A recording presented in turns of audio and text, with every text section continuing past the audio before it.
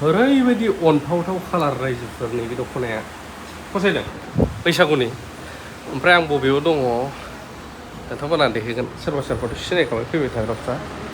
interior डिजाइनाव आं नैबेखौ जा फसायदों ओमफ्राय आंनि टिभि साइडआव बिदि दोनो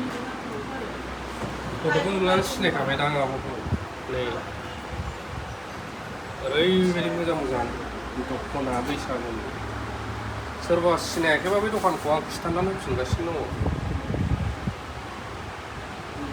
मोजां मोजां दख'ना आं बैखौ देखायफिनबावनि आं फसायनाय कालार दख'नाखौहाय ओरैबायदि बरिया बै सुस जानानै थादों पिंक orange बे दखानखौ आं खिन्थागासिनो बे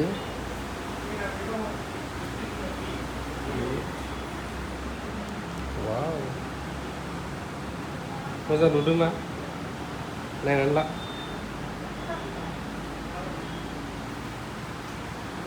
सफ्ट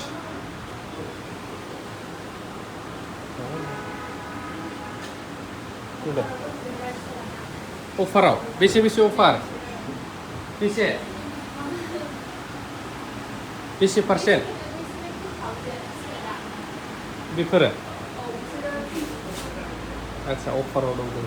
आं दखानाव खिन्थागासिनो दं बेफोरबो दङ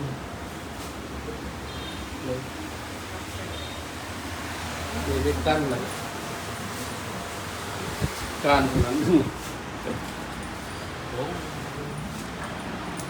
हौवाफोरनि थाखाय वेस्टकट आं दाख्लैहाय माबायाव लांदोंमोन जिजिरायाव मोनसे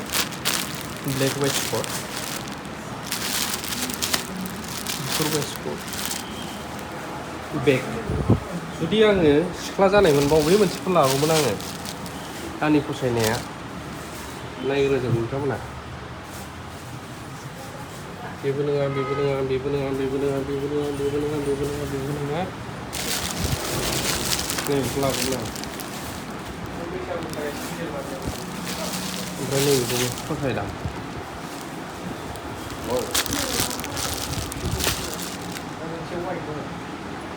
बैसागुनि प्लास ब्लाउस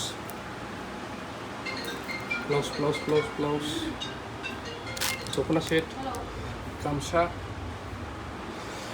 रायजोफोर बे जाहैबाय वान एन्ड अनलि लफाय सानसालि आब' लफायनि आरो लकेसना जाहैबाय बेंटल गेट नैबे ट्राफिक बिनि खोला एसे सानजा नैबे एलिभेसन बे जायगाया अफारबो सोलिदों दायो दायो नानिया खिन्थाबाय मा र' बोखारगौ दा खोथाया जाहैबाय बर'फ्रा गासिबो डेभेलप जानांगौ आं बेखौनो लुबैयो बे थांगौ गयासु ओमफ्राय गारियाव माबायाव दोनथेबोदों बेनो बेखिनियानो रायजोफोर जाय जायनो नांगौ फैनो हागोन बेंटल गेटआव जोबोद मोजां मोजां नुदों आं दायो ओमफ्राय